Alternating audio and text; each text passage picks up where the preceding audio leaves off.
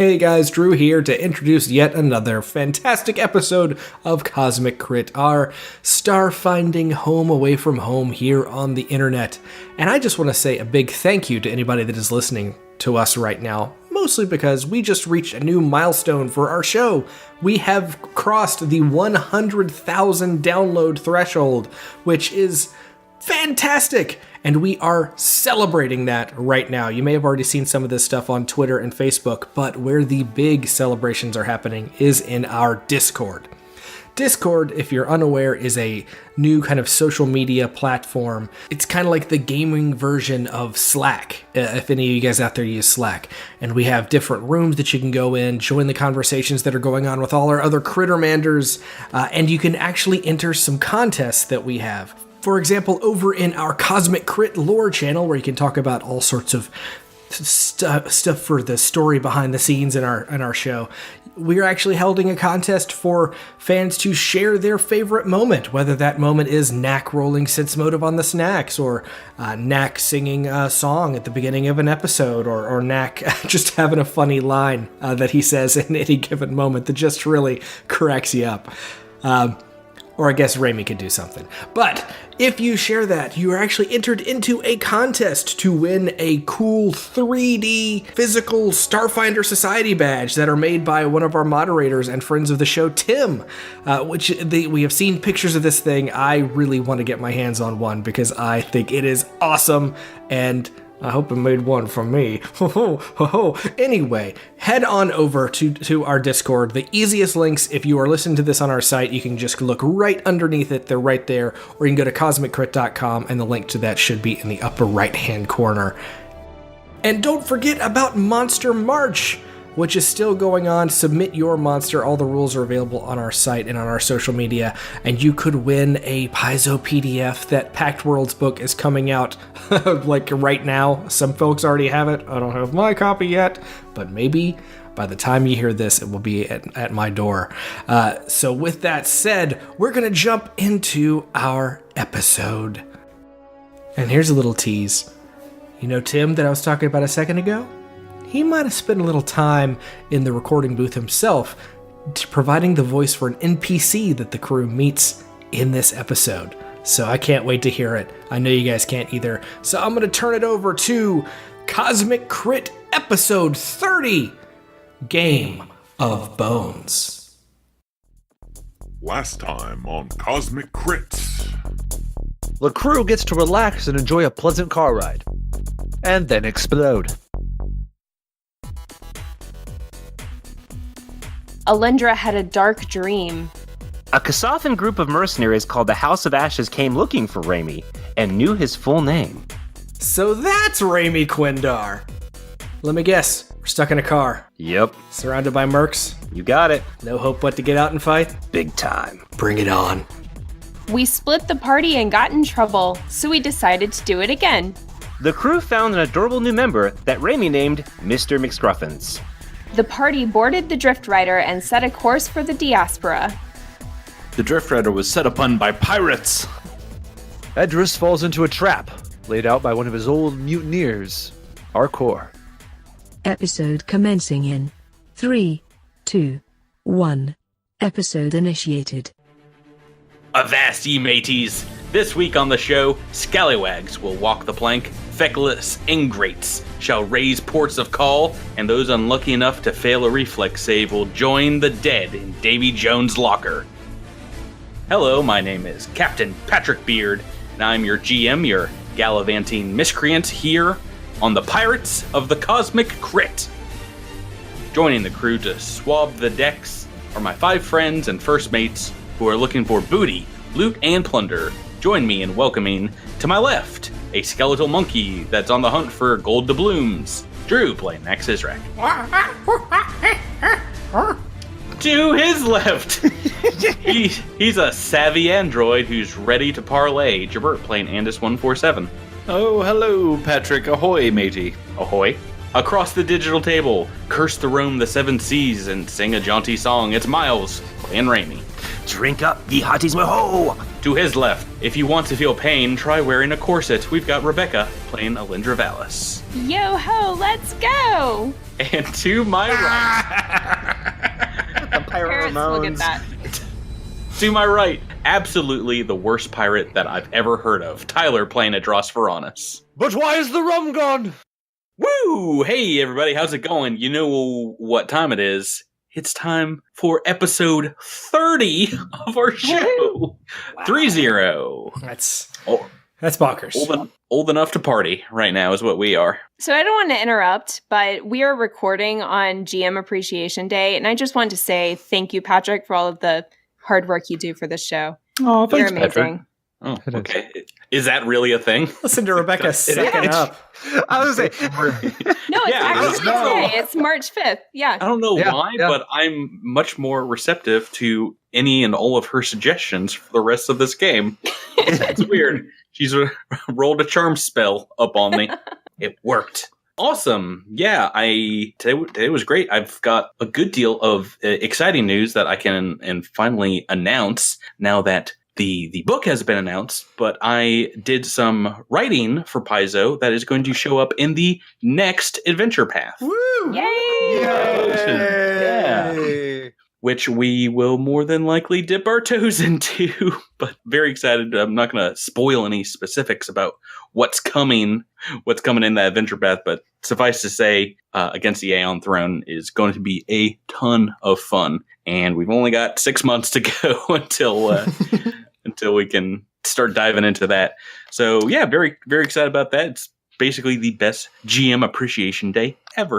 Yeah, truly. Everything coming up, Patrick number 1, all those good things. Yeah, thank you, Patrick. All right, now let's get back to it so we can immediately kill Edrass. All right. What did happen last time on the show? not much. No. Couple things.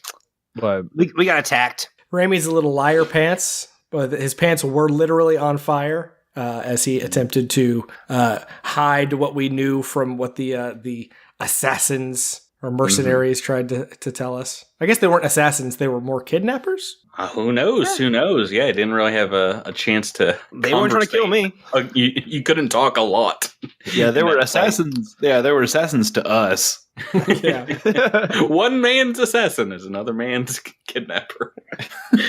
I just You hope know, the that old I just hope the saying. Starfinder Society got insurance on that rental car because. We got a little puppy, Mr. McScruffins. Yes, thank you. That was a major plot point of the last episode. what happened, plot point. what happened at the very end so we can get back into this game knowing what happened? Oh, I gave the puppy a little seat. Oh, boy. Oh, Tyler, gosh. Tyler, what happened to Edrass? Oh boy. he went aboard the Rusty Rivet and thought he would be greeted by, the crew of the Rusty Rivet, but he was greeted by some defensive auto turrets and one of his old mutineers, the Yosoki Arkor. Arkor. Indeed, yes, and that is where we're picking up this week. This former first mate that's helped stage a mutiny on you in your pass, Edrass, comes at you with this wicked-looking blade, a pistol drawn, and he says, "I got just one thing to say to you, Edrass, and that is, it was an honor serving under you, and I'm sorry to have to kill you now." And we're in combat. Initiative roll. Tyler. For Edrass. So just to be clear, we don't have open communications with Edrass right now, so we on the Drift Rider don't know what's happening. It doesn't seem like he's been replying back to you, so it doesn't seem like it. Okay. Alrighty, so you've rolled an 11 initiative, and I rolled an 18 on the dice, so I'm not gonna lie, I might be going first here. So Arkor, this Yosoki pirate, is indeed going to take a shot at you. Yeah, his shot goes wide as he quick draws his pistol and whizzes by your ear. He's also got these two turrets. Yeah, and these are two jacketed bullet turrets. They just start throwing flak in your direction. All right, so a 19 on the dice and a 20 on the dice. Oh, come on. Just to start the game out right. Oh, that's great. So what was your next character gonna be? Or Yeah, I was gonna make a Formian. yeah. Looking forward to it. All right, so that critical hit is 13 points of damage. There's no additional critical, and then the other turret did 8 points of damage.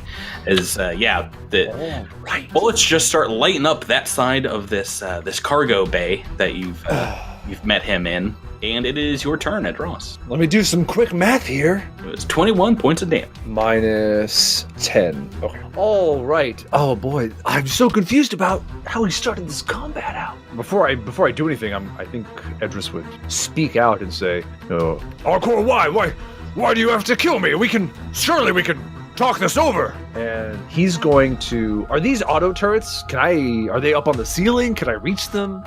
They did pop down from the ceiling. Yeah, you might be able to reach up at them, as the room here isn't very tall. If you get like right underneath one, hit it. But yeah, they're automated. They're dropped down from the ceiling. Okay, that's what I'm going to do. I'm going to move up to one of the turrets that is on the west side of this room, hoping that Arcor will kind of respond to me. I don't want to attack him directly yet. I just want to try and take out these turrets. And I'm going to make a single... While I'm moving, I'm going to go ahead and pull out the curved blade. And I'm going to go ahead and try and break this turret. That's a 26. Ooh, that's a hit. Yeah, that's going to be 19 points of damage. All right, so this turret goes down as you basically bifurcate it and, disconnect the feed belt going into the two guns. So yeah, it still seems to be clicking at you, but it doesn't have any bullets in the chamber. Oh, okay. I hope that was the one that did the critical hit. It definitely was, yeah. Okay, good. Screw that auto turret specifically. All right, so Arcor takes another look at you. He steps forward with his blade drawn and says, "There's just some things that a rat's gotta do, and killing you is what I've got to do and cross off my list." He's going to make a swing with his long sword. Okay, natural 1. That is a miss. Can I make a sense motive on that? Please do. While the other auto turret shoots in your direction. Oh my god, these auto turrets are destroying me. Awesome. All right, roll sense motive, and I'll roll damage at the same time. Okay, I am getting a bonus to the sense motive because of that Aeon Stone. This is the first time this Aeon Stone has come in handy. Oh boy, not that handy. I've rolled a 2, plus the Aeon Stone bonus of +2 gives me a massive 4. I must know everything about this sentence. He doesn't really seem to be lying. He doesn't really seem to be overly angry either. You're not sure what's happening. Much like Tyler in real life probably doesn't understand what's happening. So the other turret hits you for 7 points of damage.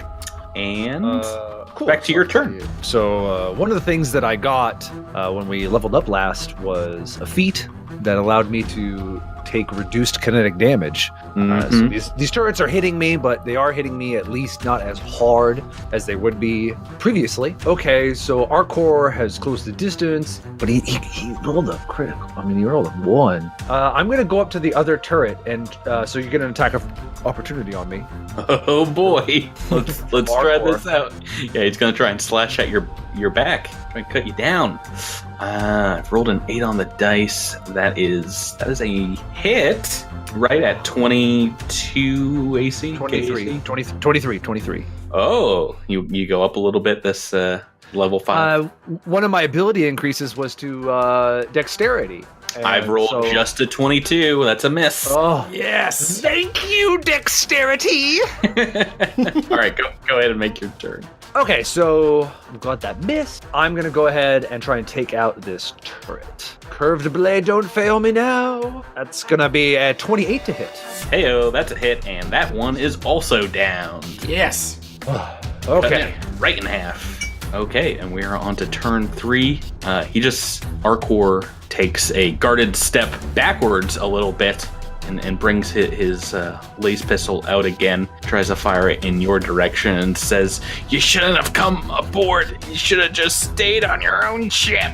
And 13 on the dice, that is going to be a hit for only 4 points damage. I did take the thermal capacitor off of Tahoman when we fought him, which gives me fire resistance 5. So would that negate this completely? I believe so.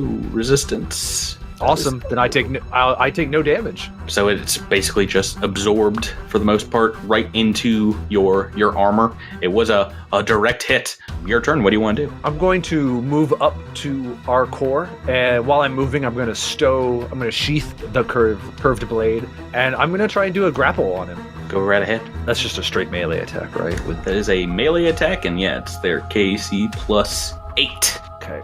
Oh my gosh. 12. 2 on the dice. He steps back again on his turn, he's just a very, very fleet of foot. Isoki ducks under your legs. Looks like he's about to say something, but someone from the shadows steps forward with a massive arc emitter and blasts Arcor straight in the back, and a surge of electricity violently shakes the small frame of the Isoki, and he falls to the deck unconscious. A number of pirates stream into the room behind this figure, and at the head of this group is a bold and striking woman who strides in wearing a fine mesh of armor underneath her patchy naval jacket, an eye patch, and carries a huge curved steel blade, much like your own Edrass, on her hip. And this is Akira Aquana, free captain of the Rusty Rivet, and she steps up to you, Edrass, and says, "Care to explain just what in the heck is happening here?" I'm unsure. This Yosoki his name is Arcor. He was the first mate on my old ship before there was a mutiny and they left me stranded. I don't know what he's doing on the Rusty Rivet. He just attacked me as soon as I came through the doors. What we sent him to let you in the port side. He's a swab on our crew here. Just came on, and it looks like Arcor was trying to kill you. Is there still bad blood betwixt ye both? Arcor was one of my most trusted men back when I was on the Sunscale. I tried to ask him why he would attack me, and he said that there were just some things he had to do. I don't know what caused this, and I am sorry for taking out your turrets. She takes a look at the damage you've caused and is like, "Just like old times, huh, Edrass? Let's figure this out. Why don't we lay down our arms here, relax, and you have your crew come on over, just to show that there's no bad blood between us, huh?" Thank you, free captain. I will send word for them to come over. Right. So you see the pirate crew here tying up Arcor, and they kind of drag away his still unconscious body towards the center of the ship. Just as a quick aside to free captain Aquana, I just want to say to her, please be easy on Arcor. I feel like he was doing something almost against his will, but his heart, it didn't seem to be in the fight. I feel like, well, if it matters at all, please take it easy on it. She kind of nods and is like, "Invite your crew over. We'll have sup over in the mess. We'll talk all this out." So Edrass would get on the comms and say, "Edrass to the Drift Rider. Alindra, you guys there?" Yes, we're here. Are you okay? Yeah, I've met up with the free captain Aquana, and she wants you guys to come over to the Rusty Rivet. Everything's fine here. Are you sure we can trust them? Yeah, I feel pretty good about this. got a 2 on that sense motive. Feeling pretty good, gang. That was a very confident pause in your speech. So Alendra's going to turn to Knack with the comm unit turned off so Edrass doesn't hear. Hey, Knack, do you think we can trust this? Do you think there's any way you can sneak around and get a peek and see if you apprise the situation? I can take a look and see. Knack was already intending to do this, but with Alindra's question, he activates his hollow skin to look just like a different Isoki, different fur color, different some different markings on the fur. Like a pirate Isoki? To not look like Knack Sizrak right now. Right. Let's just say that maybe Knack has some reasons to not look like himself in the Diaspora. Well, a giant Vesk meets you at the port. Are you coming through just by yourself? I'm coming through with everybody else. What are you talking about? Okay, well, so you guys are all coming together? Yeah, I guess I actually don't understand what Alindra is asking here. I didn't either. That's why I was confused. You were just going along with it. No, I thought maybe he could sneak around into the door and sense motive or something. So you guys coming on over? What would you like to do? All right, Edrass, we're coming over, and we All walk. Well, Raimi does not trust these new people, so he's going to do the same trick he pulled on Castrovel, and he's putting a holographic image on his new Corona laser rifle so that it looks invisible. Okay. So as we walk onto the vessel here, are we walking onto the bridge? You guys actually get on through the south here and then the port, and then you are escorted by a very large Vesk as you enter the vessel straight to this room here, which is a small mess area. Boy, this is really like looking into a mirror with this crew here. Yeah, so I was actually going to say, I added to the adventure path our friend Edrass's prior mate Arcor, the Ahsoki, but as you come over, you notice that the crew of the Rusty Rivet are basically doppelgangers of you all.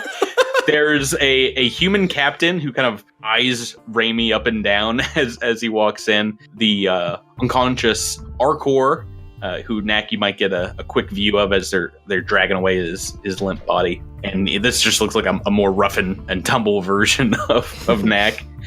And as there's an android gunner hand you saw, and he simply introduces himself as Q4. Mm-hmm. Alindra, there's a very harsh-looking Karasha Lashunta woman named Karina No, who introduces herself as Steelfang. It's her nickname. And you see she's got like a metal grill. And she seems really friendly.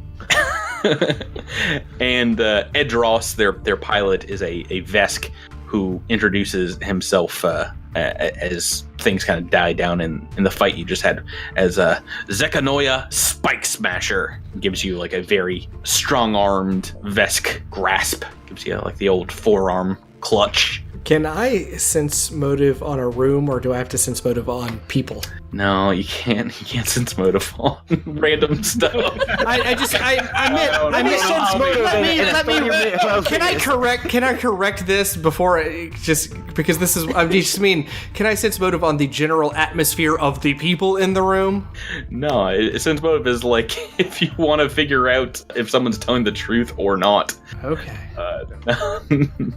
It's not a preternatural sixth sense. I'll start off the conversation. Well, Captain Arquana, these are my friends and comrades. This is Knack, Andis 147, Raimi, and our captain, Alindra. Her eyebrows raised, the free Captain Arquana, when you introduce Alindra as the captain, and she says, "Oh, Is that right? You're crewing for someone else, are you? I will always consider myself the captain of the Sunscale. Once I get her back, I'll regain my captain status." Patrick, Andis would like to quest out real quick to see if there's a computer system higher than tier 1 within 20 feet. Oh, with your cyber brain? Yeah, with the wireless hack ability. There is a basic computer access, within 30 feet from the mess hall where you are to general information about the ship, not any controls or anything. Yeah. I'm not looking for controls. I'm looking for just information about the crew, what they're doing, where they've been, what's happening. Well, I can answer that real quick because that was the next thing that Captain Aquana was going to say. She steps up and they start serving up some meals to you guys, and the captain says, Welcome aboard the Rusty Rivet, Drift Riders. We've got grub here. It's reprocessed meals, but this'll set you right. So what brings you out here to the Black Varanus? Word on the spheres is that you've gone mainstream, making action vids and puff pieces for the Starfinder Society. Yeah, there's some truth in that. I took on back after I was marooned, and I made my way to Absalom Station to find some work, and I landed with the Starfinders, and we've uncovered quite a bit of cultist action, if I may be frank. Anyway, one of their cultists had some communications with a group or an entity out in the Diaspora. We've been tracking that signal into this part of space, and that's what's brought us here. She nods kind of knowingly, continues the conversation while it's going on. Andis, give me a computers check. That's a 27. Right, so it's not super guarded, a lot of their communication systems that you are able to access through the basic tiers, the computers here. But one of the things you are able to find is what looks like personal communiques from Broken Rock. don't you give me a culture check and see if you know anything about that? So that's a 25 on the culture check. Yeah, so believe it or not, while you've never been here, you know that this is the famed hideout of the free captains of the pirates in the Diaspora. And it looks like a lot of the messages are kind of very curt, very short, go here, do this kind of commands to the Rusty Rivet. And they're marked to Captain Aquana. Mm-hmm. Right back in the conversation, she's talking about being a free captain. As you kind of maybe dip your ears back in, Andis, Captain Aquana says, I've made free captain, but there are a couple more hoops to jump through before I'm full-fledged. Do you get me, Edrass? There are always more hoops to jump. Well, I've got dues to pay, and part of them are being out here on border control. Hunt down some strays, yourself included, I imagine. So you say you're hunting for cultists here in the Field of the Lost? Yes, the cult of the Devourer, to be specific. They sent some transmissions from Castravel, or at least this cultist named Tahuman did. Something about a massive weapon or something that the cultists want to use to bring about the end of the universe. Obviously, the Starfinders wanted not to let the cultists get a hold of it. So we've been trying to track where the transmission was sent, and the Field of the Lost was one of the coordinates that they managed to pick up from his recording. So we've been running around trying to figure out if we couldn't pinpoint a more exact location or, area where the transmission was sent. Yeah, she seems pretty perplexed by that, is listening rapt, but about halfway through, you are interrupted. Her attention is taken aside as the android Q4 comes in from a back room and says something in her ear, then says aloud to you, Edrass, Arcor says he's willing to talk, but only to Edrass. Seems like the Ahsoki is back. He's conscious again. Captain Aquana says, What say you, Edrass? You think you can speak without starting another fight on my vessel? I promise to be on my best behavior, Captain. Q4 can lead you down the hall to what looks like a bathroom that is just turned into a jury-rigged brig. He's kind of zip-tied to a urinal in the back of the room. While you're back there talking to him, let's continue this conversation out here as Captain Aquana greets the rest of you, the four of you, and asks if you have any other questions. Alendra would like to step forward and speak to Aquana. Mm-hmm. She greets you. She says, Captain? Yes, I'd actually like to greet her in a piratey way, but I'm not sure that Alendra knows a piratey way. Oh, a great way to figure that out is a culture check. See if you know the ways of the pirates. Not so great at culture. We'll see how this goes. Ehor, mateys! That's a 9. Yeah, you have no idea except maybe like gimmicky movie ways to say hello. Yeah, she got it from like that book that she gave Edrass that she found on the ship. Like the 100-year-old book. Yeah. Avast! What does Alendra do to the greeter? She holds out her hand to give a strong handshake. Nice to meet you, Captain. She shakes it and says, welcome aboard, Captain. It's good to be here, and thank you for taking care of us. We are hospitable to our own. You're lucky Edrass was on that ship. We would have opened fire if he wasn't. How exactly do you know Edrass? Well, we've crewed a few vessels before. We've been in a couple of fights, a couple of battles here in the same Diaspora. Side or against each other? Well, a little bit of column A, a little bit of column B. I knew him back in his pirating days. He was fresh out of the Vescarium, ready to eat the Packed Worlds up and drink it to the lees. Do you know anything of this mutiny that happened? I mean, what was the cause? And all we know is what we heard about is they put him off on a frozen rock out there and one of the gas giants, and seemed his crew wasn't appreciative of the way he was doing business. But I've not talked to Edrass in years. I'm interested to find that out myself. Yeah, me too. Haha. What brings you guys to this neck of the old floating rocks? We're out here patrolling. Pick up a stray merchant vessel, maybe a steward ship that's run afoul of our territory, and we open up the old chain guns on them and board, take everything they've got, and set it adrift. Pirates, I never get tired of you guys. Who's top dog of the whole organization nowadays? I haven't kept up with what's going on out here.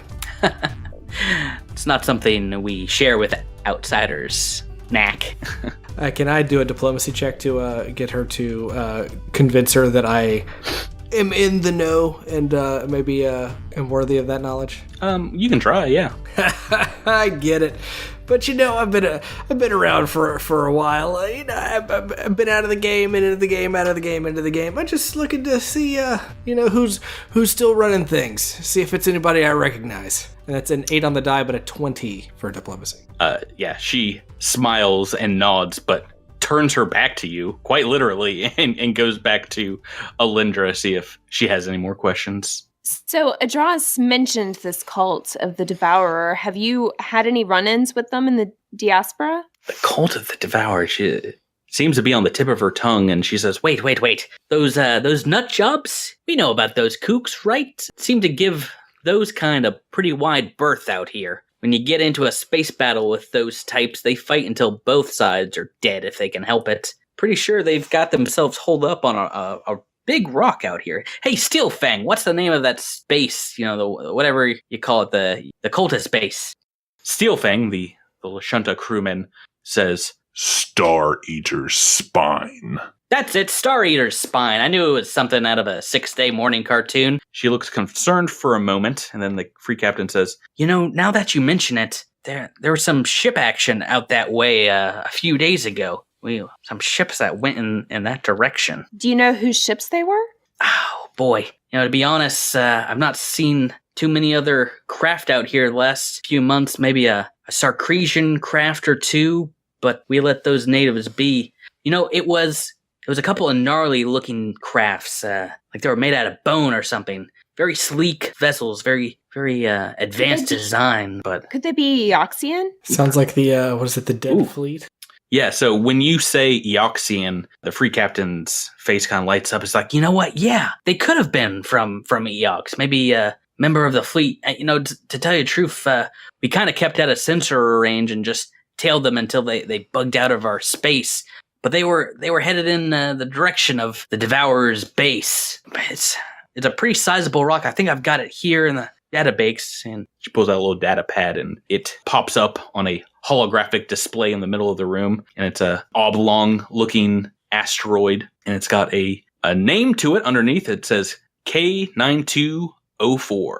Aquana says, your ship should be able to pinpoint this, but I can direct you through the rock field around it. Pretty treacherous end of the field of the lost. Oh, that would be wonderful. Any tips you can give us would be great. That's exactly where we need to go, though. Not that I'm anxious to go to another rock. Oh, yeah, no, I watched some of those feeds with Edrass. You guys looked like you had a good deal of fun. Yeah, you could call it fun. Let's go back, speaking of Edrass, to this bathroom scene. Edrass. Can I communicate with Edrass over comms before the Ahsoka he's talking to wakes up? Yeah, what you got? Edrass, can you hear me? Listen, getting a weird vibe. If you can get your hands on him, see if he's got one of those tattoos that we saw in the jungle. Wonder if maybe he's a cultist and that's part of what's going on with him. I'll keep an eye out for it. Good luck. Okay, so Edrass, you find Arcor sitting up on a small bench with his clawed hands tied in front of him, and he looks at you defiantly when you enter these small restroom quarters and just kind of shies away from your gaze and says, Captain. Arcor, I heard you wanted to talk to me. What do you have to say? You think it was easy seeing your face pop up on those video feeds over the last few years? Not a day goes by that I don't think back on the wrongs I done did you back on the ship. I get to remembering how we put you off on that ice ball back then and just feeling awful about myself. Well, you have to do what you have to do. A pirate needs to keep their self-interest at heart. I attacked you because I didn't want you to tell me shipmates about how I stabbed you in the back. Literally and figuratively back then. The crew was convinced you had gone soft and didn't have what it took to make free captain. I didn't feel good about dropping you, but, I was the one that convinced Sonros to let you live. I think Edrass would look kind of shaken by that a little bit because Yeah, he didn't know any of this stuff. Mm-hmm. You're like, well, thank you. I was, to be honest, I was always confused as why Sonros let me live at all. Yeah, he was pretty hell-bent, but, I was adamant. Captain, if you have it in your lizard heart to forgive me, I'd appreciate it. I doubt Captain Aquana is gonna see fit to keep me aboard the Rusty Rivet, but I'd still like to crew for a ship one day and get the stink of this mutiny off of me. Arkor, you are my most trusted man on the Sun Scale, which is why I made you first mate. Forgiving you is a simple thing. And I already spoke to Aquana about our little tussle. I told her to take it easy on you and that she shouldn't concern herself with your actions. But I will make sure to speak to her again. He just kind of nods and looks away in shame again. I mean, before Edrass leaves, I think he would want to kind of get down and just maybe say, I was very proud and honored to have you as a crewmate. And I hope that one day, well, maybe we could be part of a crew again. But until then, I hope you find good fortune here on the Rusty Rivet. You turn to go. yeah. You don't see the tears, but they're a-flowing, Tyler, down this little rat man's face. But right before you leave the room, he calls out and says, Captain, there's one more thing. I stopped crewing for Sonros. He went a little off the deep end after you left, and that's why me and the other crew left the Sun Scale. He just started in with this wrong crowd. A bunch of psychopaths seem to worship death itself. Wait, you mean like the cult of the Devourer? Cult of the... Yeah, no, that's it. Anyway, he got a bit weird, so like I said, we got out of there. But he's a pretty mean customer if you do ever come across him again. So you stay safe out there, Edrass, and may Besmara smile on you, brother. The same to you, Arkor. May Besmara smile on you. Alrighty, you get back into the main hold, and Free Captain Aquana says, as you come back in, So there's still the matter of letting you pass into Free Captain space, Edrass. Got my reputation to uphold and the crew's livelihood to think about here. Imagine if it got back to Barren Rock that I let Starfinders pass freely within a few million miles of the old fogies without imposing some kind of tariff. You understand, right, old friend? If I was in your position, I would do the same thing, Captain Aquana. So let's set the tax here at 1 credit. Does that sound all right? I'm sorry, Patrick. Mm-hmm. You cut out a little for me. Was that 1 credit? Yes.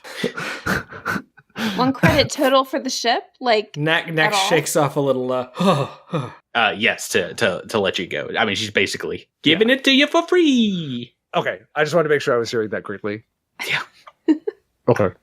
Edrass looks a little shocked at first and then kind of just smiles very wide and says, well, 1 credit it is, if you have to shake us down like that. Yeah, just like I said, an old friend discount. She shakes your hand on it, then pulls you in close and kind of gives you a soft whisper in your ear, Edrass. She says, if you're heading out to this rock I told your crew about, if you happen to find anything mystical, arcane, something you don't want, we'll take it off your hands for you for a nice exchange of credits. How does that sound? For an old friend, anything. Free Captain's always looking for things to hang on their trophy wall, whether it be a head on a spike or some ancient alien artwork. Yes, and I will help you in your Free Captain status in any way I can. I hope we're not planning on selling these things back to her for 1 credit. No, she intimates, she's willing to pay top dollar for things that can kind of give her fame and repute amongst the Free Captains. So cool. Side quest time. yay. Right. So is there anything you'd like to do, say to the other crew members before you guys head on out? Alendra would like to, she would stand proud and exude confidence, I would hope, to this captain. Mm-hmm. But her facial expression clearly stating that she's thankful for her hospitality. Aquana gives you a hearty handshake and says, Don't let this fool tell you what to do. You seem to have a good head on your shoulders, girl. Thank you, Aquana. It's a pleasure to make your acquaintance. She kind of nods to your mote of light and says, And you, little friend, you take care of her too. Oh, it will. I imagine your mode of light looks like a little Furby on your shoulder now. Just like, doo. I'm made of fire. Anybody else? Knack wakes Remy up and then motions back to the airlock. Were you asleep, Remy? I'm assuming that's probably what happened. Halfway through snoozing, the holographic image like just melts off your weapon. Oh, You're just chilling in the back with your rifle. one last thing. Mm. I just would maybe while they're leaving and would turn to Arquana and say, before we go, I just want to reiterate that Arcor was my first mate back on the Sunscale, and I really hope you can give him a good home here. He's a very good crew member who I think would do you the best work any pirate could ever do. And if it wouldn't be too much trouble. And he hands her it's a little trinket with just a symbol on it. Mm-hmm. He's like, give that to Arcor when you let him out of his porcelain prison. She kind Is that what they're calling it these days? the old porcelain prison. Yeah, That's his best attempt at a joke he will ever do. jokes are charisma based. You've got that, Tyler. Well, actually, the bathrooms on a spaceship would most likely be made of steel or some sort of alloy. Oh, I hate you, Drew. All right. Yeah, I'm gonna back that one up. All right. I've lost full control of this train, so let's go ahead and fast forward. She turns the item over in her hand as waving you goodbye as you guys close the airlock and head back to your ship. And as your ship powers up to head on out, she comes over the comms again and says, Besmara's blessings to you, Evie. May the stars be your compass, and the credits flow like wine. why doesn't someone go ahead and roll me a D4? How long it takes to head on out there? I did it. Oh, the first one I got was Let's take Ramey's. the first one I got was a 2 from Andis. Jabert rolling a 2. So it's a few hours, and in that time, obviously, Tyler, if you want to take a 10-minute break, you can. Thanks, buddy. It's only a few hours then journey before you get to K904. Your ship running silently as you use your low power terrestrial engines to make these wide, powerful arcs around drifting asteroids and hunks of space ice. And it comes up on your scanners as a massive depression in the radar field, a large hunk of dead gray rock about a mile wide. Knack, if you're still on science officer duty, do you want to give me a, physical science or whatever you've got? Computers, I think, is what I can use in science. That's fine, too. Yeah. I've written in my notes, just science. Just do science on it. Keep in mind that you get a +5 on this. Ooh. Yeah, so that is a 9 on the die, so 16 plus 5 is 21. Right, so it doesn't appear, as your sensors are scanning over this asteroid, to be any man-made structures that you can sense, but there are just dozens and dozens of steep cliffs and very sharp ravines, many of which might house things that your sensors can't pick up. You sense a lot of metal deposits that the computer is picking up, but not having an easy time conclusively saying what they are. And yeah, this small planetoid has a low amount of gravity and a very, very thin wisp of atmosphere encircling it. I can tell you, rules-wise, that this planetoid is going to have low gravity, as per the rules, and a thin atmosphere as well, as per the rule book. And since this is out in regular space, the only light here is starlight and a little bit of sunlight, it will be dim light just about everywhere that you go. So you find what looks to be the only bald patch on the entire rock where the ship could be landed, in a small crater attached to a very large ravine, and each is about 1,000 feet wide. Circling the planetoid a few times, it seems like almost the entirety of the rest of the rock is not traversable, as it's all sharp, jagged rocks and deep pits. So as you exit the vehicle, you can all see very plainly that here in this crater there are dozens of scorch marks on the rock, where it seems starships have landed and taken off before. Are you guys all putting on your environmental protections, putting on your spacesuits? Yes. Yes. Mm-hmm. Yeah. Andis won't. Andis doesn't have to breathe. I was about to say, if you do take a breath in out here, it is, like being on top of a mountain. It's very labored and as such, sound is pretty deadened out here. Sounds like, things are kind of far away. So comm channel's open. Yeah. So stepping onto the rock, can I do a physical science check to try to identify the makeup of the rock? Why don't you go ahead and give me that check, just kind of like spreading the space dust between your fingertips. Yeah, not great. 11. It's not really enough to determine the makeup. It's mostly stone, but yeah, you can see what looks like maybe some metal shavings or something in the mix. Very, very fine, but definitely some metal, some other things there in the dust. Here, it's pretty packed down. It looks like this area where you've got your craft, it leads to the east, and there are 2 paths. One sloping upwards towards along a larger cliff face, and the other down into the ravine towards the south. These 2 paths are divided by a sheer 40-foot cliff embankment, steeply cut into the rock. Which direction would you guys like to head? If we go higher, we might get some high ground to be able to see what's going on, get a better view of what might be in the ravine or directions through the ravine. I don't know. What do you guys think? My guess is that, on a rock like this, mining is probably the name of the game out here. So yeah, there were metal shavings that Alindra found, so there are probably some mines down there. But yeah, Patrick, can I have physical science? Is that anything valuable? Is what valuable? The metal shavings, the little bits of ore that we're finding here. Are these like alloys or ores of something that might be refined into something valuable? Yeah, with that, you can... It does look like some very high sheen metals, so if it's not heavier metals, it might be something quite valuable. Perhaps you see some steel shavings in there, or some kind of alloy, but also maybe the presence... silver. Okay. Which path, north or south?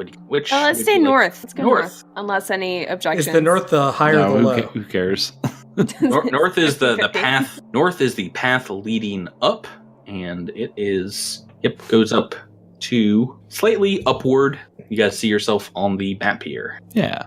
Everybody. Yes. Yep. Yes. Great. This is another one of Paizo's very fun big maps. So each of these black squares is 10 square foot. You see before you, as you climb up this hill, a massive rock formation, 50 feet tall. To the north, there is a huge rocky outcropping with a long set of steps jutting out about 80 feet towards the south. And in a crevice off to the side, you see a massive, ginormous ash pile flush against a cleft in the cliff face, kind of like a large snowbank. It looks like of just dust and dirt that is accumulated here. Beneath you, the ground is rocky with the scars of millions of little micro asteroid impacts, but is primarily flat. Alindra would like to go over to the ashy pile and inspect that. What is that made of? Do you guys all want to head there towards the north? Yeah. Sure. Yes. As you're walking over, everyone make a perception check for me. Oh, Perception checks aren't bad things, they're good things. Perception checks. Let's see here. Let me go through. Looks like 21. Anderson, Knack, and Alindra might see a glint on top of this massive cliff face. Just a little bit of starlight reflecting on something up there as a shot rings out across this ravine at you guys at a random team member. Of course, it's going to be Knack, the most dangerous of the group. Rolled randomly here, so you are not flat-footed. What is your KAC these days? My KAC is 20. What is your EAC, though? That's the more important one. My EAC. That's what I'm shooting you with. My EAC is 19. All right, I've rolled an 18 on my attack roll, and believe it or not, I have more than a +0 bonus here. So a massive bolt of laser flame energy pierces your armor, comes out the backside and hits the rock right behind you. That is 12 points of damage as this sniper energy round goes right through your shoulder. And we're in combat. We will have the rest of this surprise round as Alindra, Knack, and Andis. You may make a move or a standard action as you see up on top of this cliff just the slightest bit of movement. Alindra, first, what would you like to do? How high up is that?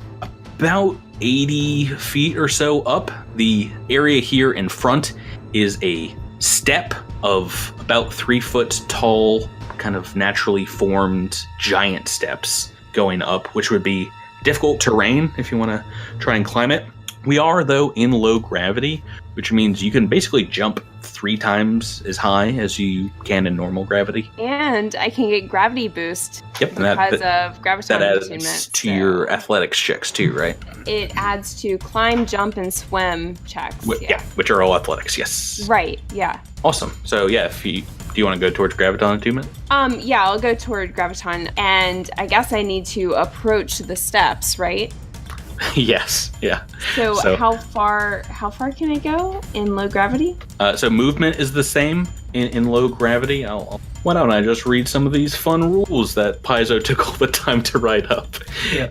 Low gravity worlds are liberating to most species acclimated to standard gravities, as your muscles are far more effective than normal. So on a low gravity world, it is about a third of standard gravity, and you can jump 3 times as high, lift 3 times as much, and your movement speed stays the same as you're basically now just Neil Armstrong and Buzz Aldrining across the landscape. You move in these kind of like big bounds and leaps forward. And I don't think anyone uses thrown weapons, but thrown weapons have their range categories tripled. All right, so since it's Alendra's turn, so I can move 25 feet. So I'm going to move here. Right. And I'm also pulling out my solar weapon. That makes sense.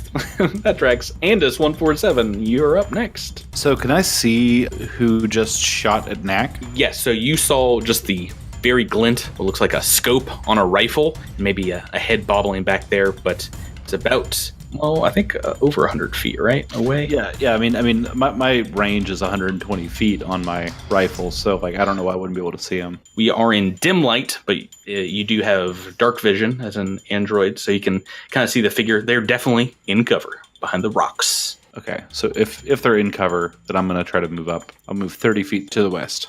Okay, so you're heading closer as well. Knack, you are next, and you can make a move or a standard action. Do I see any, like, obvious cover spots? To hide from the sniper. So if you hug the cliff face to the north, you might be able to hide from its shot, but it would not be total cover. You just get partial or maybe a +4 bonus if you do a stealth check over there. Partial is better than nothing, and I am going to... I can move 30 feet here, right? Yep. Mind you, this is only a single move or standard, so go ahead and do that. All right, so you're moving closer to the rock face, hugging it, and that brings us to the full turn 1. So the figure kind of disappears up top on the rock, and the head just kind of vanishes, and that brings us to Alindra Valis. I'm going to continue to move toward the steps. I'm going to double move. So Okay. That's like, what, 50 feet? Yeah, 50 feet. Alrighty. And next in the normal turn order is still Andus. It looks like the 3 people that rolled the highest initiative also were the only ones able to see the sniper on the first turn, which I always love. I think that's fun when that happens. Would you just keep on moving, Andus? Yeah, I'm going to move 50 feet to the west. Yep, these sniper battles, you got to cover a lot of ground. Knack, what do you want to do? I'm gonna... Alright, I am going to continue to move along the rock wall here. Yep, so you've got rock between you and at least where the sniper, you first saw it. Do you want to try and in stealth? You want to try and hide? Yes. Ooh.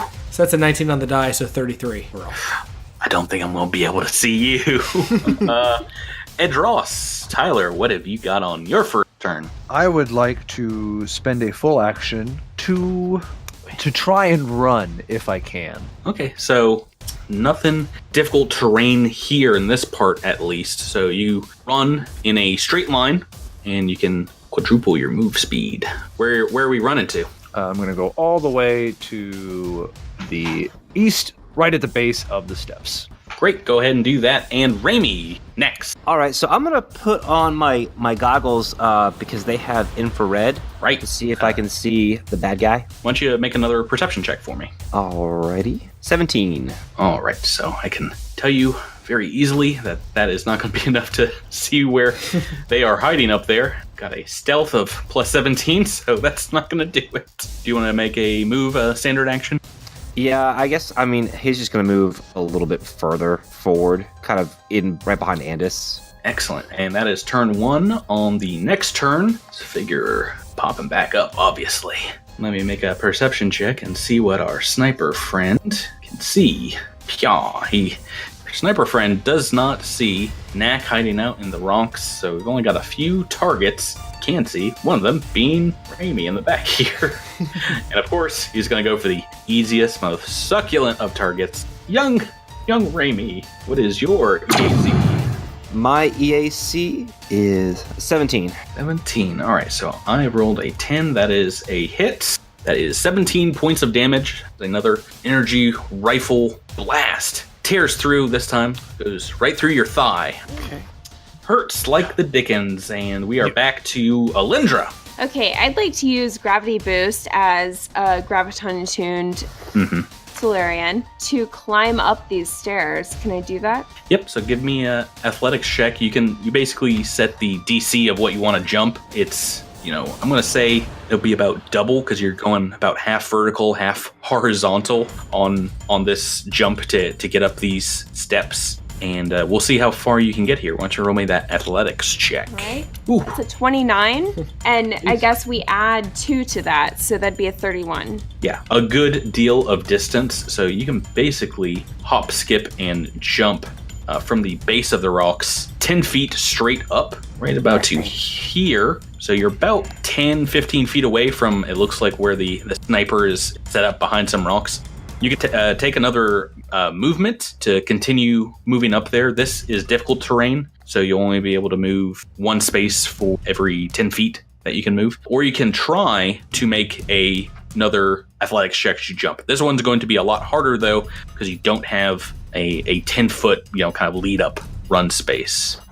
Okay, I will athletics jump up there. Let's see how this goes. That's a 29 because I still have gravity boost on, right?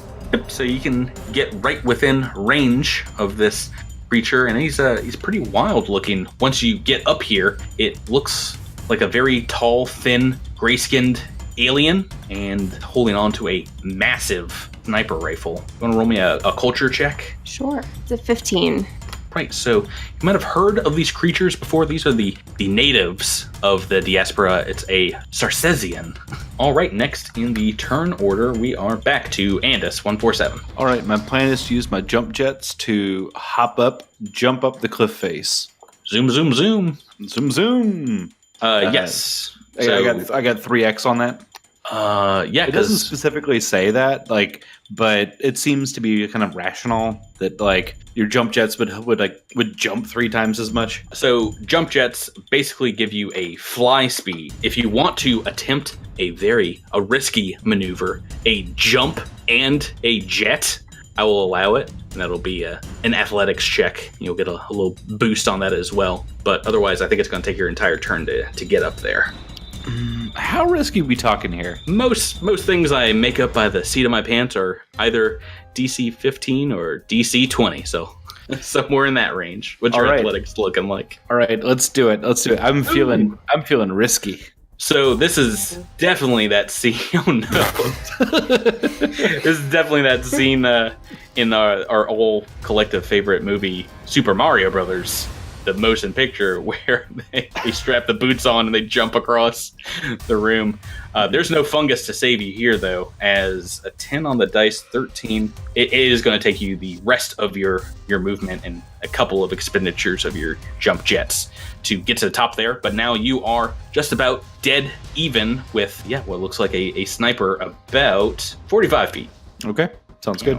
All right, Knack, hiding in the rocks. So Edrass did a run action that, I'm going to be honest, I didn't know you could do. Is that so full action I can quadruple my distance? Is that what I heard him do? Yeah, on flat, even terrain, like most humanoids, you can just run. So I can go right here with... Try and seek shelter underneath the cliff face where the sniper's hiding out from, if you'd like. Awesome, I'm doing that. And Edrass. I want to make a double jump up to the top where Alindra is. Athletics check number 1. Oh boy. Oh boy. Whoa. 16? Whoa, how did she roll like a 30? 16. So yeah, you're only able to jump about 10 feet up. No, less than that. About 7 feet up. So about halfway, 5 feet up the first couple of steps. I'll remind you, this is, once you get there, just difficult terrain. So you can just take a move action, continue moving if you don't trust your jumping capabilities like our gazelle Alindra. We have the same bonus. We have the same bonus to athletics. Well, you don't have the same rules, so. I'm jumping again, Patrick. All right. You don't have gravity boost. Valhalla, here it comes. Oh my god. What'd you roll? I rolled a 3. Not- about halfway up those steps, not very far at all. You would have moved like thrice that if you had just bounded and leaped up like you were on the Stairmaster. Some of us want to be cool too, okay? That's what happens. Raimi, you are up, and yeah, you can see this sniper up here now is right next to Alindra. What do you want to do, Miles? I am going to fire my new Corona laser rifle at him. All right, so it's behind a little bit of cover up there, but go ahead and give me that EAC attack roll. 19. Fortunately, that is a miss, since it's EAC. Shoot, 12 on the dice, not going to do it. Takes us to turn number 3. This creature in front of you, Alindra, kind of just slings his rifle behind his back and pulls out a tactical dueling sword and comes at you ferocious, and you can hear through your helmet him just going "Rah!" right at you. And what is your KAC? 21. Oh boy, it's got an upgrade. I've rolled what, a 7? Correct. All right, I have missed. And it is Alindra's turn. Okay, Alindra would like to start by trying to talk to this creature. Is that possible? Does it speak common or anything? You can try, it's free action. What do you want to say? We're not here to attack you. We know that you are natives. We're here for your infiltrators. Yeah, so he looks pretty rabid. He's not foaming at the mouth or anything, but looks kind of parched. You know, maybe he hasn't drinking in some time, and his eyes are wild, and you hear him through the very thin atmosphere say, "The flesh beast will not hurt the master. Yex will not let them." What you got, Alindra? What you got? Okay. Do I have any water on me? Can I give it some water? You can try if that's what you want to do. That's going to be a movement to pull it out, kind of toss it in its direction. Sure, and while I'm doing that, I'll say, we're not here for you. We are here to protect you, if anything. Diplomacy. Yeah, why don't you make a diplomacy check? Right, so as you kind of lightly toss like your canteen, like it's a balloon filled with helium, and in his direction, he just kind of like bats it away with his sword. It's Andis's turn. Why do you guys love standing in my line of fire so much? I know. One of these days, I'm just going to shoot you in the back just to teach you. Okay, here we go. We're Tracking and shooting. We're going to have that critical failure up to very 19. soon. 19, yes. Even just with a little bit of cover, that is a miss, unfortunately. Yep. Nax Izrak, what you got, sir? So, in the low atmosphere, is Knack at a distance where he can communicate with this thing? Yeah, so you're maybe 60, 70 feet away. You'd have to shout and take off your helmet, perhaps. But yeah, you probably get its attention. What do you want to do? So Knack speaks Sarcesian. Oh boy. So what do you want to say to it? So I want to. Did I happen to hear what it said to Alindra? Make a perception check. So that's a 28. You better believe you heard every word of it. All right. So Knack pops open his helmet and yells out in Sarcesian, "We're not the flesh beasts, but we're here to help. We just want to know what's going on here. We're tracking some very bad people to try to take them down. Stand down and let's talk about this." Oh, make that diplomacy check. It's a 16. You're very much a flesh beast. Don't try and lie to me, Drew. Do you want to make a move or a standard? I want to put my helmet back on. Can I do one of those crazy jumps? Yeah, go for it. Make me an athletics check. So that's a 21. Bingo, bango. You're able to jump up good 20 feet. Boy, it's so easy to roll really high, isn't it? Tyler, don't worry. I'm small. Isoki have natural athletic tendencies when it comes to stuff like this. It's it's a tail thing. We have tails. Edrass, your turn. All right. Can I move across one of these steps over to where Knack jumped up? Go ahead, and that's going to be difficult terrain still, the rocks here, but you can do that. If it's difficult terrain, yeah, I'll be taking my whole movement to move over next to Knack. Raimi, your turn. What do you want to do? I'm gonna fire my magic missile. All right, go ahead. You've got the range. Roll that damage. All right, so it's plus 3. It's 5, 8, or 12 damage. Already, yeah, all 3 of those unerringly smack into the Socializing, and yeah, send it kind of reeling. It looks stunned as it was conversing with your other teammates. It spreads out a massive set of gossamer wings, over 15 feet tall, and just kind of drifts away on a solar wind and starts flapping, moving out of sight as it jumps over a couple of cliff faces and swoops down below. We're out of combat. Hooray! You're welcome. The first and only damage done to the sniper. Yay for you guys. Woo! Woohoo! Still feel like we could have talked to it. We're getting close. You did. Why don't you, what do you guys want to do now? I need to take a 10-minute break. You guys up here on the cliff are up about 60, 70 feet, depending on where you are.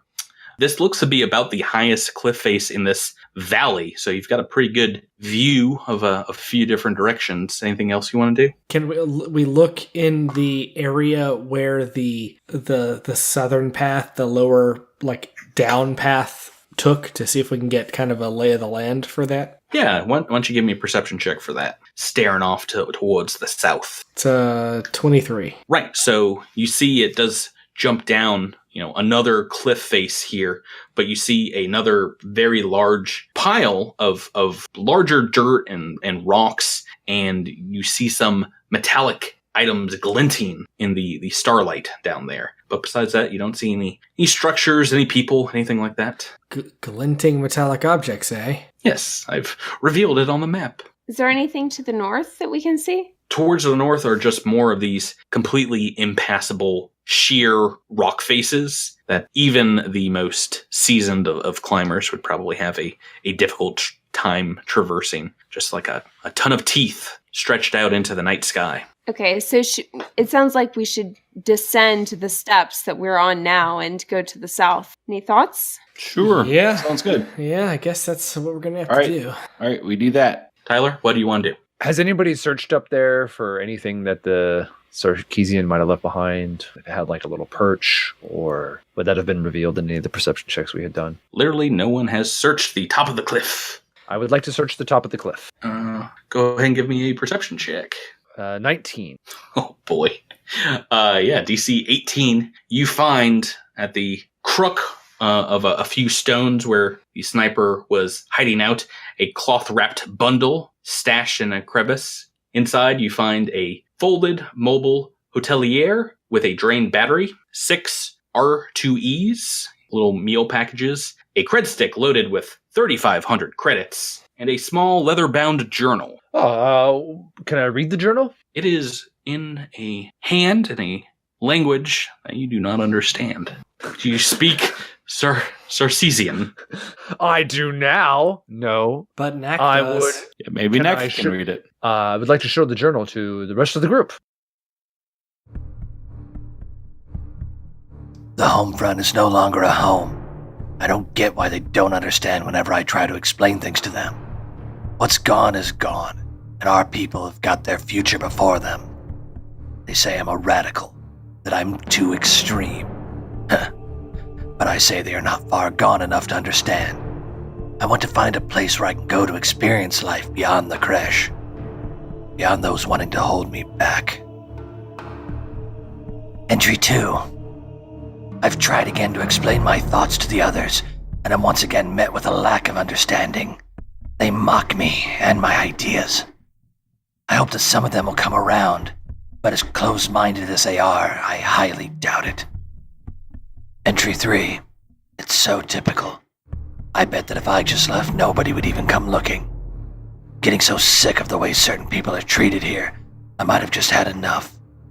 I'm planning to leave once my bags are packed. Entry 4. I found a deserted rock in the Field of the Lost to call my own for a time. I had to dodge the usual pirate scum to get out here, but it's nice and quiet. I think I'll spend some time exploring before setting my mind to writing here what may turn out to be a manifesto for my people. Entry 5.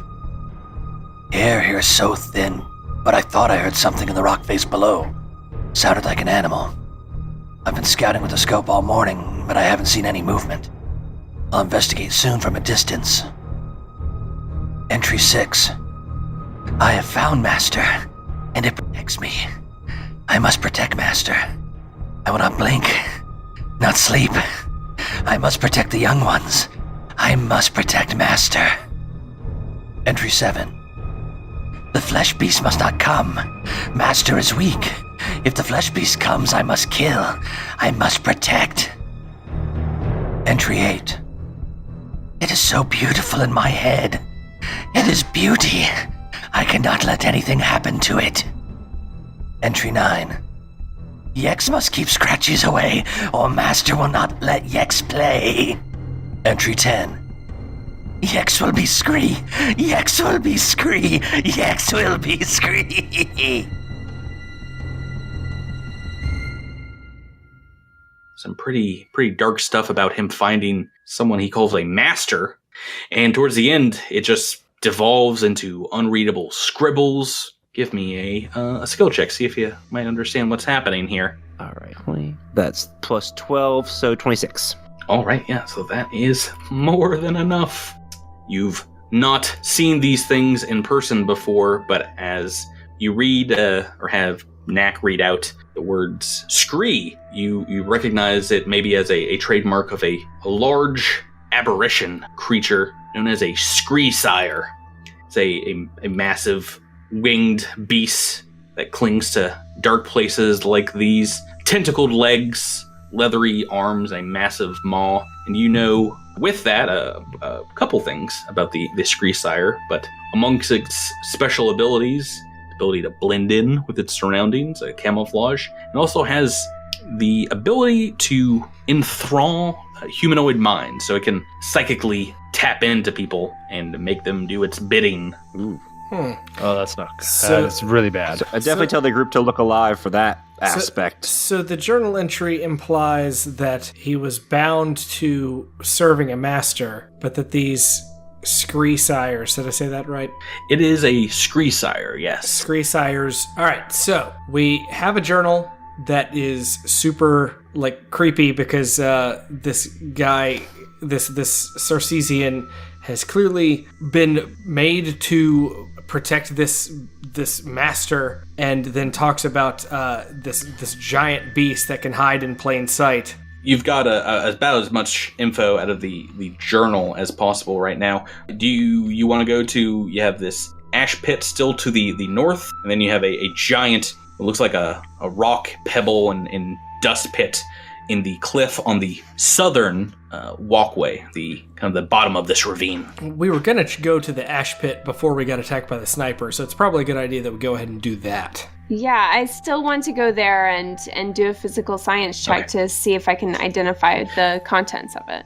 So this ash pile, it's dust, it's debris, and it looks like, just a massive 5-foot embankment of dust, about the size of sand, up to some pebbles, some little meaty meteors, and it's about 5 foot deep in parts, but you see a few odd shapes in what would normally be like a very smooth, snow embankment. You know how snow kind of blows up against a building? Mm-hmm. You guys diving in? Yeah, I'd like to investigate the odd shapes. Yeah, sure. Yeah, let's start digging. You guys can cut up through there, and you do see some very small metallic shards throughout as you're kicking it through. And Lindra, as you are the first to dive in towards the back, you find in the ashes, buried amongst the small rocks, a corpse, decayed, covered in tattered black and red rags. Ooh, black and red rags. Aren't those the same colors as the cult of the Devourer?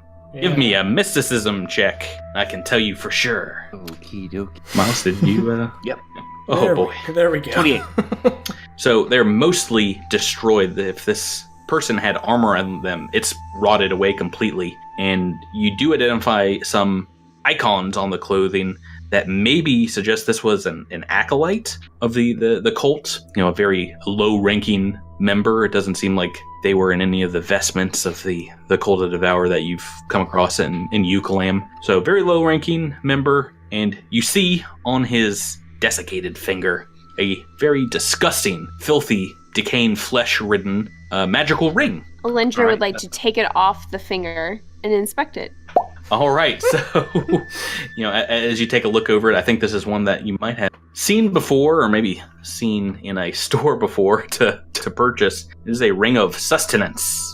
And is that the one that prevents you from having to use food and drink? Is that right? I believe that's So, correct. yeah. Sounds. And Andis looks over and says, "Twinsies." What's your life science, Andis? It's reasonable. Let me. You can roll it. You can roll it for me. I imagine you've got a pretty high one, so. It's all right. It's not terrible. 22. Right, so even though this is in a massive state of decay, you can tell that this was a human. No, it's mainly bones now. Did this human die of hunger and thirst? Yeah, you're not too sure. I bet not. Don't see much in the way of wounds on it, but yeah, is definitely pretty well buried under these under this dust, and it looks like it's been here a while. I can imagine. All right, and I think that's just about everything you can find here. You guys want to head back to the south? Sure. Yeah. Yes, Check sir. it out. Yeah. So this is a 40-foot cliff bank. Do you want to try and jump down? Do you want to try and find a way to climb or find a way around? I'm just jumping. Yeah, I'll jump with gravity boost. I'll jump. Everybody? Edrass will go around. All right, so everybody but Edrass, go ahead and roll a d4 for me.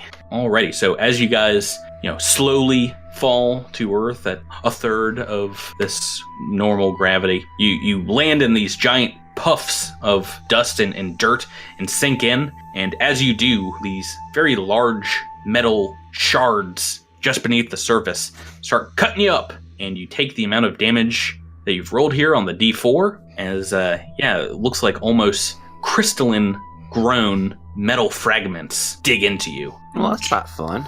It's some interesting rolls. We've got 2 1s for Andis and Neck and 2 4s from Alindra and Rainy. I think that is statistically average. I was gonna say I was expecting that one roll to be bad, but maybe not so much. So is that 1 damage taken, or does that have a multiplier? Correct. And we're in a pretty quiet time. Any time between the searching and walking around here. If you guys wanted to take that 10-minute rest break, you can.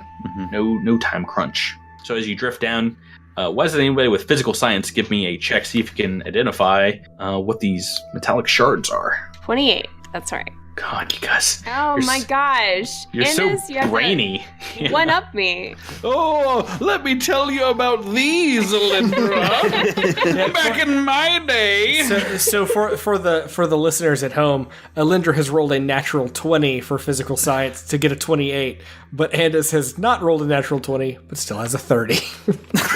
just a 19 on this not super difficult physical science check. So, I mean, you both, maybe Alindra, you've studied it in the university, and Andis, you might have mined a good deal of this yourself. You've had these cuts in your flesh before. These are giant hunks of cold iron metal. Can we harvest some of that stuff? So just taking a look through when you get there, Edrass. If you want to try and take some out, you might take a little bit of damage as well, but you can find a good chunk that you can, pick up and swing about. You should probably go back to our fun friends, the Screes. Miles, you know for a fact that Screes have a good deal of immunities and damage reductions, but their main one is they are damage resistant against everything except cold iron. So let's get as much of this stuff as we can take. Yeah, I'll roll a d4 as I get hurt, pulling out a sizable chunk. Yeah, I'm gonna take some as well. Sure. So how do we no damage. calculate how much we get? So if you want to take a piece out, that's no problem. If you want to sift through this massive 60 by 40 foot pile of ash, this will probably take a few hours. But just taking a look at what you can see here, you can probably get a good many creds worth, maybe up to 10 bulk worth of ore of metal from this one pile. Yeah, we could get some for our special captain friend. Yeah, I would like to get as much of it as we can carry, because we can carry more because it's low gravity, right? So let's take... That is true. That's how it works. That's how it works. I left my giant sack on the Drift Rider, so... I think it best if we just come back to it later, Yeah. and we can gather it at our leisure. Let's get it. Well, let's get enough to attack something if we need to, and then we'll come back for the rest. I mean, that's why we have these guns, though. But It's resistant. it's resistant to everything except this stuff. So Yeah, well, so was Tahuman, and look where he is.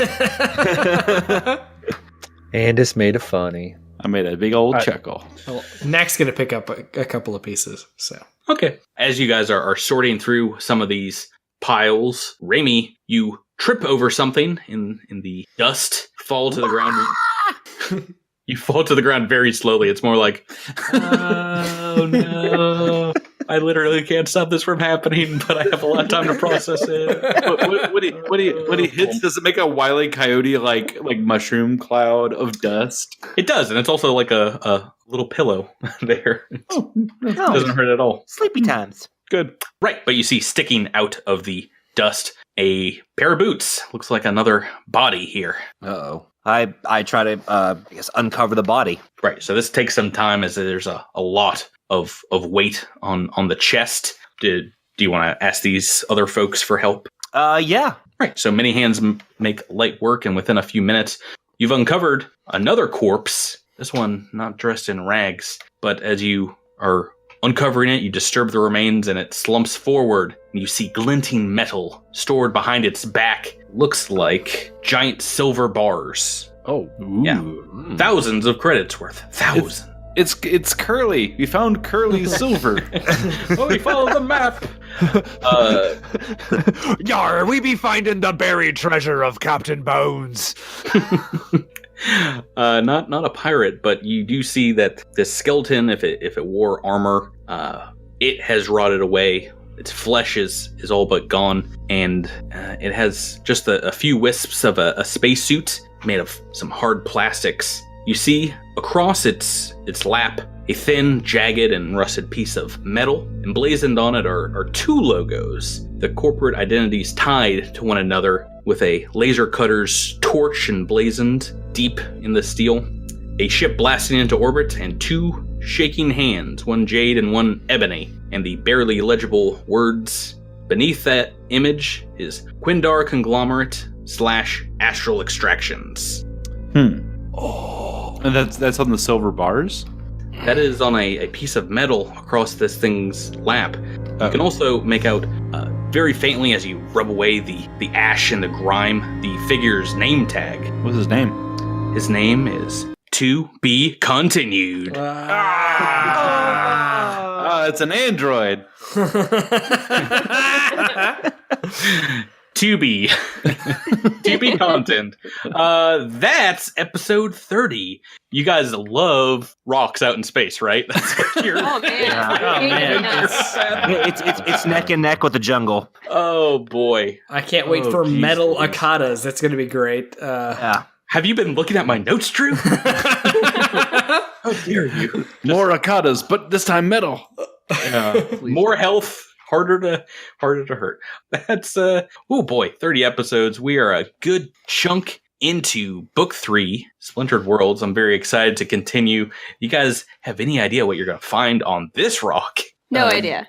Dead body is buried in ash. Well, yes. I mean, spoiler warning. Sorry, listeners. Yeah, I was about to say, the writer of this AP, Amanda, loves burying bodies in ash. So, no, but any other predictions? What we might find next week?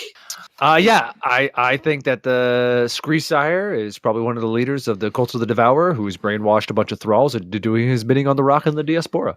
Yeah, I'm hoping we get to run into our Socializing friend again, just to. Yes. From the journal, his name is Yex. Yeah, Yex. Well, Yak's going to give it to you. I get a bit of an old god Cthulhu kind of thing from this, so I wonder if we're going to come across a very large sort of god creature. I wonder if we're going to fight Cthulhu at level 5. That'd be cool. Yeah, that's pretty sweet. not. That will go Cool. Like, yeah. Suck this one, Cthulhu. Podcast over. Well, if it's big enough, we could fight it with the ship, which would be kind of a cool thing. But I think it would still kill us. I think Ramey's bad feelings about astral extractions are definitely proving to be correct. Being connected to his family. Yeah, that's a pretty hot drop right there at the end. Quindar and astral extractions working together. Not good. We'll find out next time, episode 31. Wow. But until then, thank you guys for playing with me. Thank you. Thank you. And happy GM Appreciation Day. Happy GM Appreciation Day to all the game masters out there listening. Yeah. And we know you do. Just a week late. Just oh yeah, I was about to say just a week late because this comes out a week later. Right. All right. So say goodnight, everybody. good Good night. Good night. Good night.